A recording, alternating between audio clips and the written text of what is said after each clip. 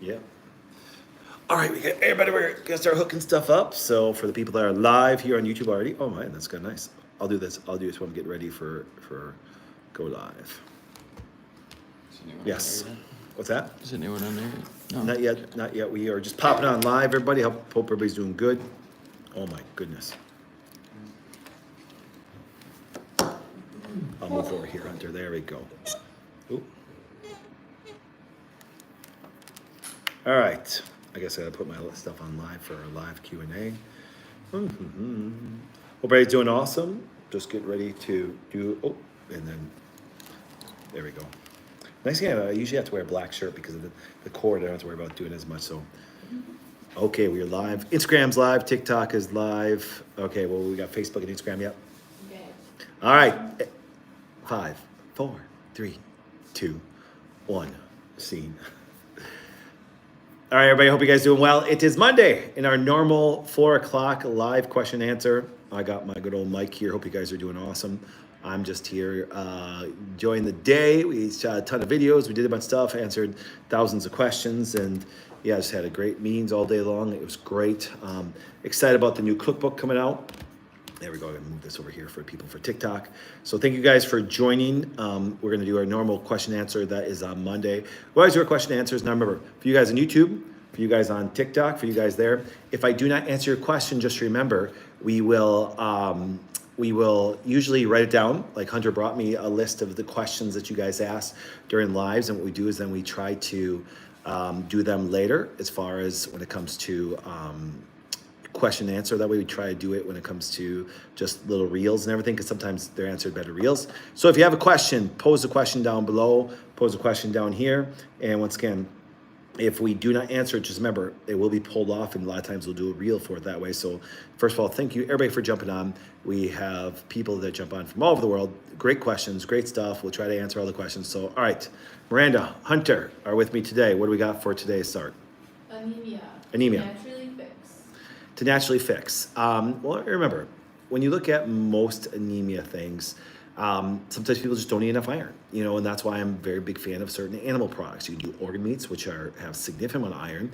You can do just basic red meat. Now, a lot of people don't realize that there are some plant things that do have a significant amount of iron. Do you know what herb has really a significant amount of iron? Ashwagandha. Ashwagandha has a lot of iron, all right? Now, obviously, a lot of people are move more towards plant-based, and so I tell people, then you might have to supplement with that. I'd prefer you did not supplement with it. If you're going to supplement with it, I'd say get a chelated form or also a organ meat encapsulated, because, but I know a lot of people just don't want to eat animals, so therefore, there are some plant-based ones that you have to do that aren't as good. They're not. They're just aren't as available and a little harder to get. So therefore, I would move more towards doing, either encapsulated glandular if you don't eat enough red meat, or once again, stick to, eating red meat itself, organ meats especially, because they do have high iron. I'm preparing for labor. Is raspberry leaf tea or dates a good recommendation? You're preparing for labor is raspberry leaf tea, which is very good for you, or dates. Dates, once again, I don't know if dates are really going to have much effect when it comes to labor. Whenever you have things going on with labor, okay, make sure that you have learned to stretch really well to make sure all of the ligamentous areas of your body and tendons are very relaxed. I believe that you can do prenatal massages. I believe that, for example, if you look at, make sure you're doing things like ashwagandha, speaking of ashwagandha, even though it has iron, are going to help you with some hormonal things that you're looking for. But also remember, make sure that you have plenty of vitamin D and plenty of magnesium, potassium. Once again, magnesium, potassium will be very important during pre-labor stuff. What to do about gallstones? What to do about gallstones? Okay. One thing that we want to do is we want to make sure that the bile is moving at a good rate. Now, if you do have large gallstones or they get stuck, the sad part is this, and I'm hoping this doesn't happen. I just did a whole video on tonsils that got over 100 million views. So I did a show this past week on tonsils. But what does happen is this: sometimes stones get so large you have no choice but to remove your gallbladder, which I am so hoping that never has to happen because there's a lot of digestive issues that happen if you do have your gallbladder removed. But when you do have gallstones, let's say they're minor, the good thing is to learn to get the gallbladder to move a lot and make sure that there isn't sludge, okay, which just means thickened bile. So therefore, do things to help with a good liver health. First of all, you want to do this. Make sure to acidify your stomach, because when you acidify your stomach, there's a pancreatic and a gallbladder release trying to buffer the acidity, and bile is very basic to do that.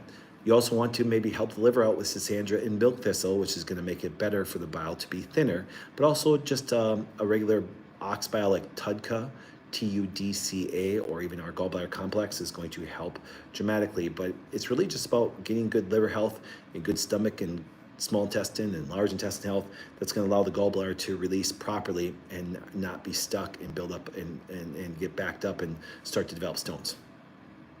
What are your thoughts on moving more towards carnivore with still eating plenty of veg? What are our thoughts moving more towards carnivore but still eating your vegetables? Yeah. I think that is personally really well for most people.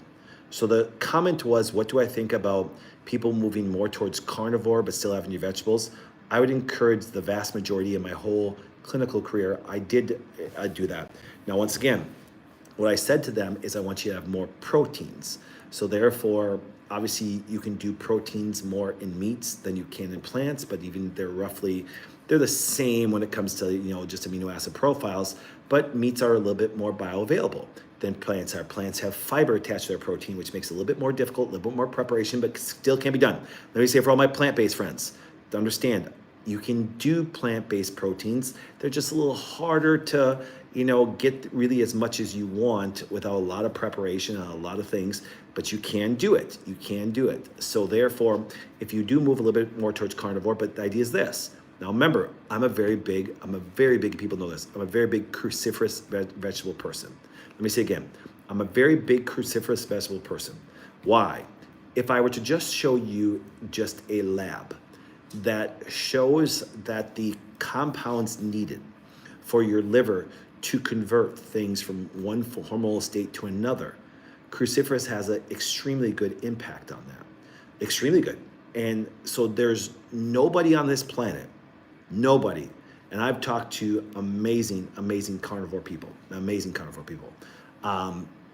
and there's nobody on this planet, even them, are going to convince me not to have some form of cruciferous on a daily basis due to the effects and compounds we need for the liver to help the CYP450 pathways. For example, there's CYP1A1. It's very cruciferous dominant. It really is. And I've had people in the carnivore realm try to say, well, you don't need as much, you got this. I'm sorry. I've seen too many labs, too deficient to see that, you know what I'm saying? And they say, well, the need for that, it goes down. No, it's not true. I don't believe that one bit. I've seen people eat carnivore and be deficient on that pathway, and therefore there's some hormonal problems that can come of it. Now, I believe that most people do benefit carnivore because they stay away a lot from sugar then. They really do. So now you say, well, doc, but carbohydrates, that's what vegetables are. Sure, but a lot of your carbohydrates are very high in fiber, and a lot of your carbohydrates have a lower glycemic realm, but I still see the massive benefits of fruits. I really do. I see massive benefits. I didn't have any today, but yesterday I had blueberries, had some raspberries, which once again have massive compounds that are fantastic for all parts of the body, including brain, especially blueberries. But then the fiber. Fiber is wonderful for it that way. So, yeah. All right, what we got next? I feel like a two-part. Two-part question. Could parasites be the reason for a bloated stomach? Wait, can parasites be, parasites be a reason for a bloated stomach? Sure can. Anything that would be an infection, but you gotta remember we have normal parasitology. So therefore, if there's an overgrowth, guys, remember, we have a virome, which is a viral protection. We have a microbiome, which everybody knows about that one. We also have parasitology, that we have a certain amount of parasites that we need. They help with digestion. They affect our immune response. Anything, but if you have too many microbes that are yeast, candida turns into an infection, which means it's out of control. and therefore your immune system may have been compromised. You consume way too much sugar, and there became an overgrowth, and therefore now there's an imbalance of the microbes. Same thing happened in parasitology. So, but that problem with your stomach could be viruses, it could be parasites, it could be just regular bacteria, but also could be that you're allergic to it, and so you think it's an infection, but it really could be an allergy. What's the second part of the question? Should everyone do a parasite cleanse, and if so, how should I go Should about it? everybody do a parasite cleanse, and if so, how you go about it? I don't think everybody should do anything. Do you say there's not one person on this planet that can do the exact same care of everybody else. If you do find out that you do have an overgrowth of parasites, well, sure, you can start doing some things. Heck, why do you think ivermectin became so popular? You say, they became so popular because, once again, there is problems there, and they had a positive effect from it that way. Do I think that a person can do wormwood? Absolutely. Do I think a person should do things to make sure the immune system is not compromised to where now their immune system can't control the virome or the microbiome or the parasitology? Of course I do. I think that no matter what you do, I think everybody should be doing things on a regular basis to make sure to maximize the output of their immune cells to protect the body from any microbial imbalance, any viral imbalance, any parasite imbalance. All right, Hunter, we got. Thoughts on MRI scans for prevention and early detection? Thoughts on MRI scans for prevention or early detection? Are they talking about breast cancer, or are they talking about, do they say what, or just in general? I think in general.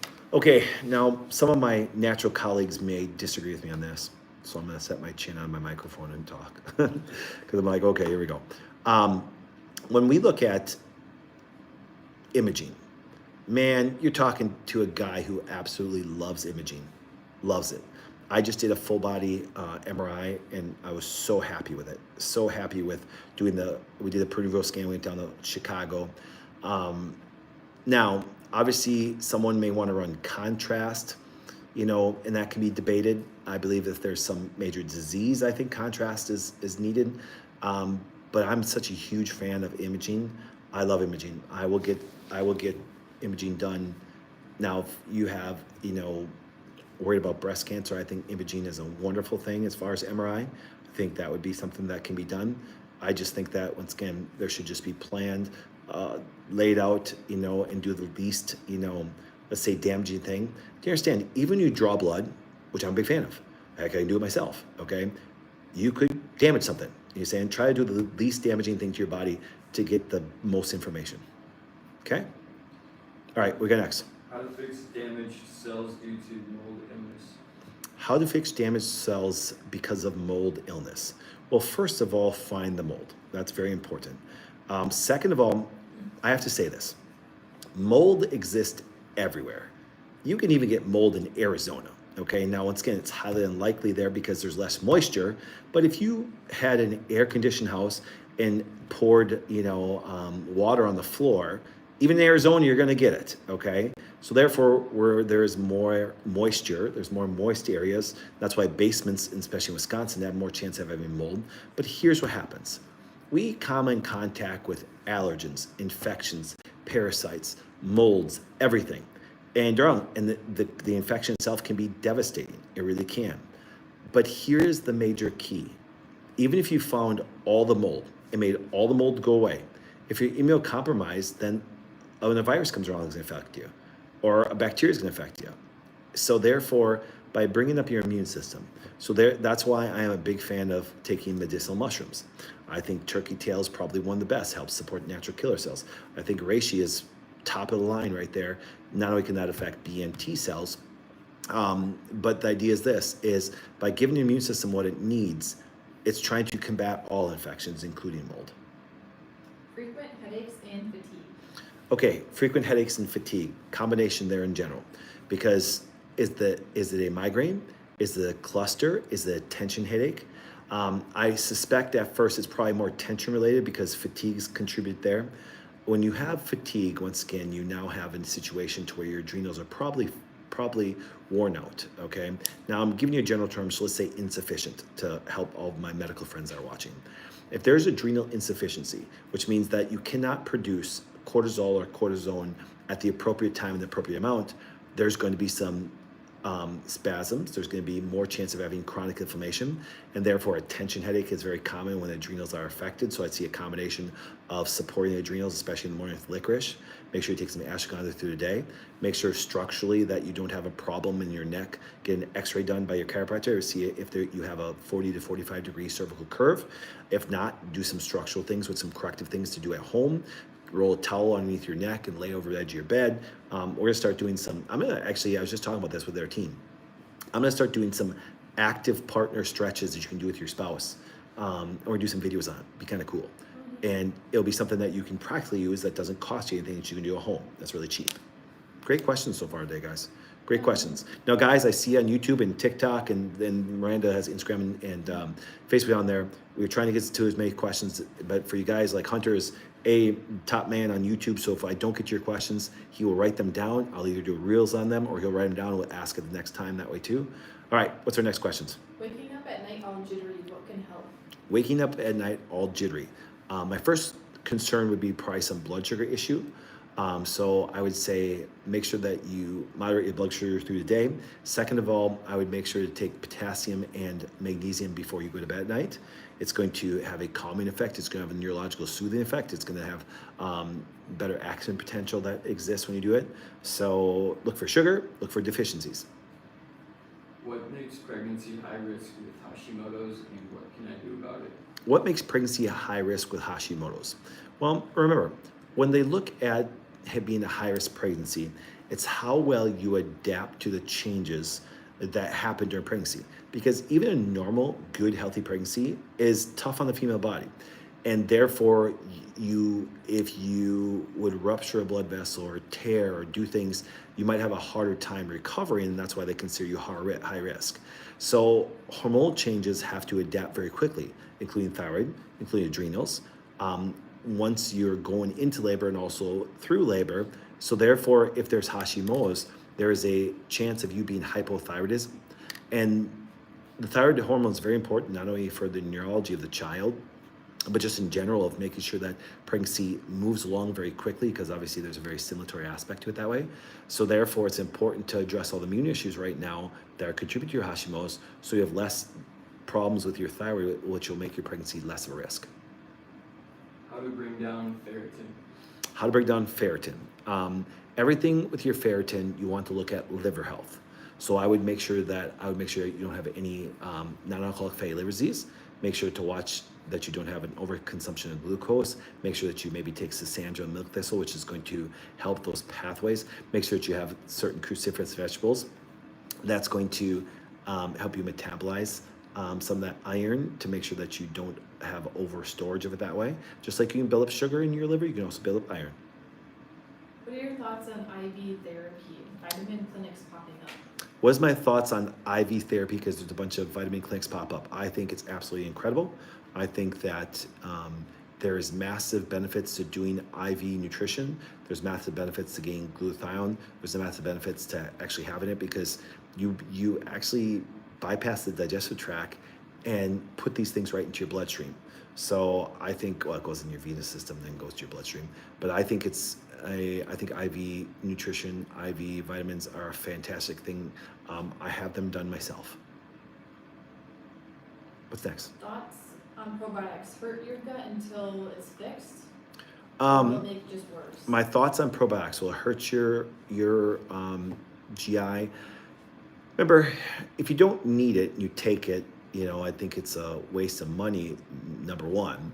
Number two, by consistently having good fiber, you have more chance of having microbial balance. And on top of it, eating fermented foods, you have even greater chance of having microbial balance, because fermented foods have your large array of, microbes that you want in there.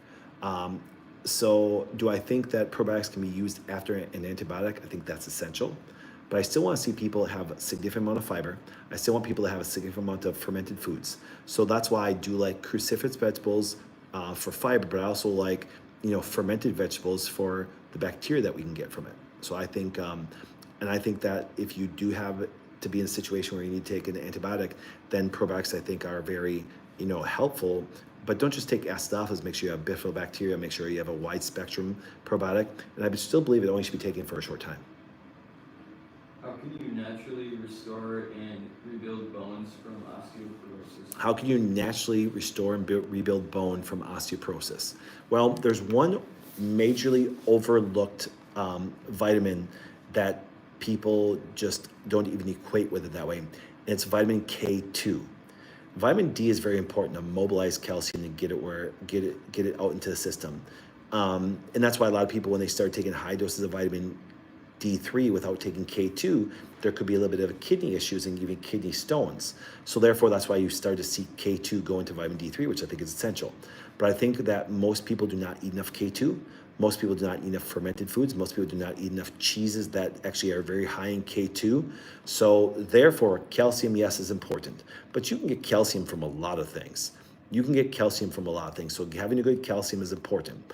Having good estrogens is important, both in men and women. Now, once again, men need significantly less estrogens, but estrogens help men with bones too. It really helps women with bones. Also, what happens is this. K2 directs calcium. So if I see calcium in a tissue, you can take an x-ray, sometimes see it in the thyroid cartilage. And if I see it starting to build up, I'm like, wow, there's a very big K2 deficiency. That's why I'm very big into fermented foods, because fermented foods have a lot of K2. And there's a Parmesan cheese that has the highest K2.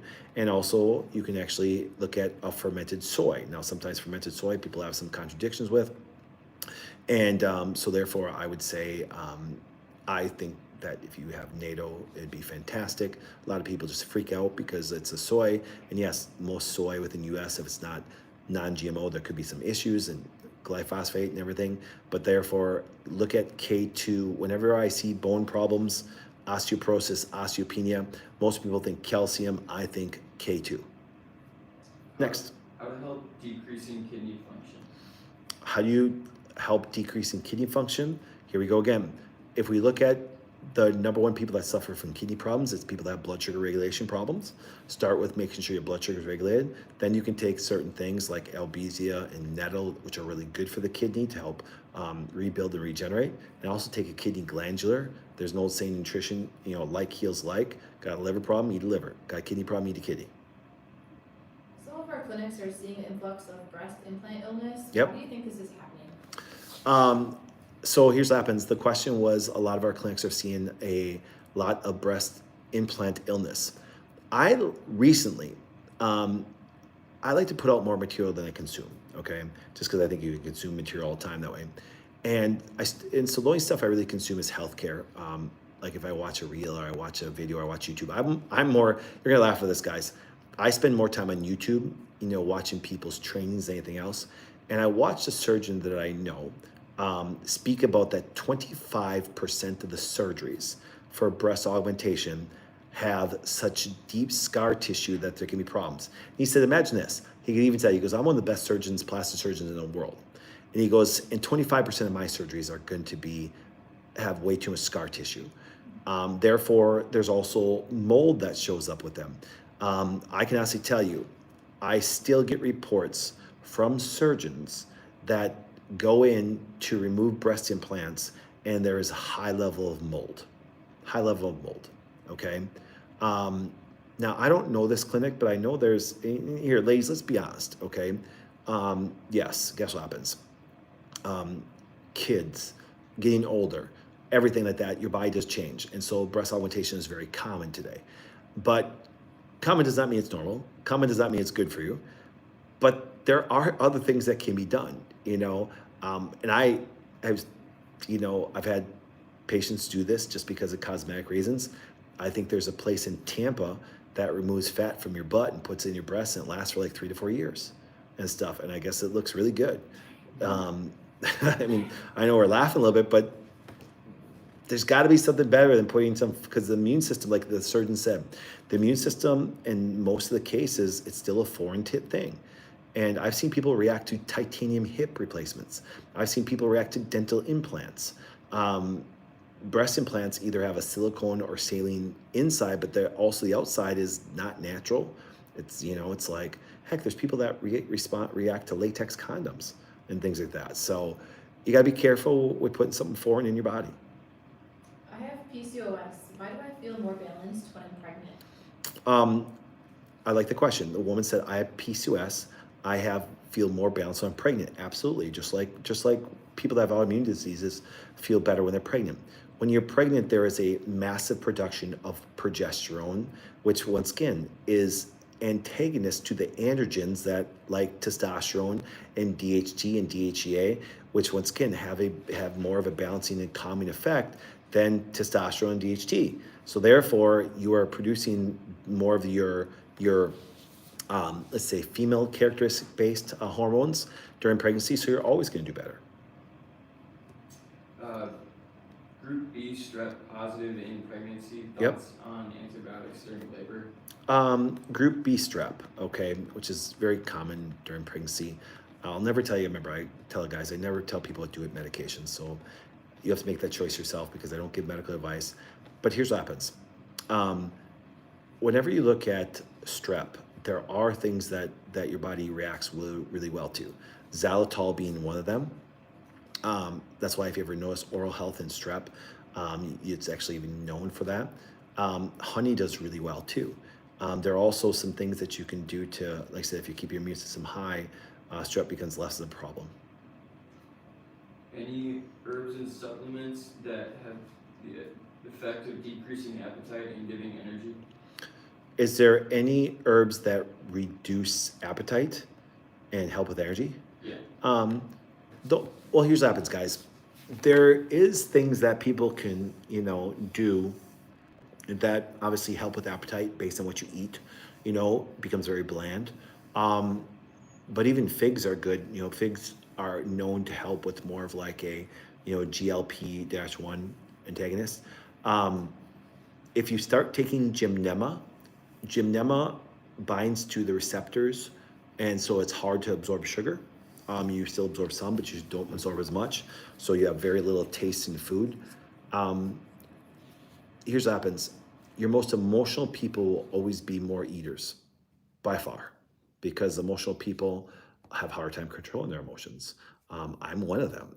People don't realize I'm very emotional that way. I can honestly tell you that if I ever have stress, and trust me, I have a massive company, I have stress, I will do food. Do you understand? So therefore, if I take gymnema, it does help a little bit because you have a very bland taste of food.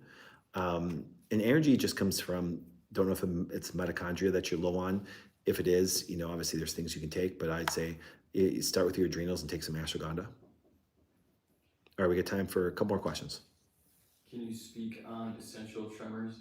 Can I speak on essential tremors? Yes. What I look at is look at mucuna, because it's going to be a form of L-dopa, and therefore mucuna is the only known. It's called the velvet bean, naturally in a plant that has L-dopa that they know of right now. All right, Miranda, what we got? My 20-month-year-old is not sleeping well. Should we get blood work done, and which labs? My 20-month-old is not sleeping well. All right, I'm happy we're going to end on this one because I have an opinion. Okay, I have an opinion, and if I'm wrong on this one, please correct me because I will stand corrected. The vast one of the top reasons. So one of the top reasons. Let me say this again. One of the top reasons kids don't sleep well is because they don't sleep with their parents. Let me say it again. One of the number of reasons why kids don't sleep well is because they don't sleep with their parents. Do you want me to say that again? And here is why, especially a 20-month-old. Our culture in the U.S., when it comes to sleeping with your child, is totally messed up. My kids slept like a dream. Faith didn't leave our bed till she was 4, and then had a bed next to our bed for probably 2 more years. Christy got a lot of sleep at night with the babies because they slept with us, and every child's gonna wake up because they're hungry. She'd roll over, stick a boob in their mouth, and they all fall back asleep. So I know it's really funny, we're the only mammals. There are certain mammals that if you pull away from their mother while they're young and they don't cuddle with their mom, they'll die. Do you understand? And so the concept of babies not sleeping through the night, yeah, because you put them in a freaking crib and I just pissed off half the women, 3/4 of women that watch this right now. They put them in a crib in another room, and here's what happens. I always hear the two most ridiculous things. Well, Doc, you could roll over on your kids. The only people that have ever known to do that were drunk or medicated people. Here's the other one. Well, Doc, how are you supposed to have sex with kids in your bed? Well, be adventurous, ladies. You don't always have to have sex in your bed, okay? And they're little. What's the worst that happened? They bounce off like a fucking trampoline. You know what I'm saying? It's like, sorry, I just get I hear some of the dumbest things. I'm like going, oh my goodness, the shit that people say and they use it. I'm like, have you ever, had these problems, or are you just hearing it from some other dumb people that have never slept with their kids and stuff? So People love it. The ladies love it. They Yeah. say 100 times. I know. And it's like, and if you're a kid that's 1 year old, even wakes up and has any idea what you're doing, that'd be the most advanced kid in the world. Do you know what I'm saying? So I hear some of the things. I'm just like, and mothers are very conscious of where their kids are when they sleep with them, And then let me give you the dumb one I heard recently from the over spiritualized women. Is like, the bedroom is, God made it only for man and women. What the hell are you talking about? Then why are your kids so disconnected? Why are they not sleeping? Why did he give it? He cares more about the animals than he does about you, so that he made the animals sleep with their kids, but not you. I hear the dumbest crap from stuff like that. I'm like going, then stop bitching when your kids don't sleep through the night. You understand? It's like, yeah. So anyways, sorry you guys got me on a little tangent there. I had to swear a couple times and do some things, but anyways. All right, YouTube, thank you. Hunter, a bunch of people jumped on. YouTube, we're gonna grab your questions. Hunter's gonna grab them. TikTok, thank you for, you guys had a ton of questions on there. And yes, I love that. Instagram, Facebook, thank you for jumping on. We'll have a bunch of questions on there. Wonderful team, Miranda, Hunter, Justin, Luke, Trinity, my daughter, everybody on the team. We have a bunch more people on the team. We'll get to your questions. We'll probably do reels and everything on. If you do want to see a reel done by us, please do me a favor. In the comments below, type in, Doc would like you to see you do a reel. Just say reel, and let your question. Hunter, Miranda, and the team will write them down and we'll do them. We shot, like I said, 20 reels today? We shot like 60 last week. We put out a lot of stuff that way. And yes, I know that when we put out a reel, it might not apply to everybody. That's why we try to put out as much stuff as possible. Go back and watch the old reels that way. Once again, they have a lot of views. But all right, appreciate all you guys. See you guys this week more. Don't forget to watch ADP. We did tonsils recently. That blew up like crazy on ADP, so that was great. It's a different perspective. It's a long teaching venue. Can I do this one? Someone asked, Brazil nuts. Love Brazil nuts, except for soak them. Soak them. It helps reduce some of the phytic acid, or bake them. So we love Brazil nuts, and the number one reason why, it's highest selenium-based food. Selenium, very good for the thyroid and other areas of the body. But yes, we love Brazil nuts. Just please do me a favor, prepare your nuts, okay? Prepare your nuts and seeds just like you prepare your grains, because that does actually make them better digestible. All right, see you guys soon.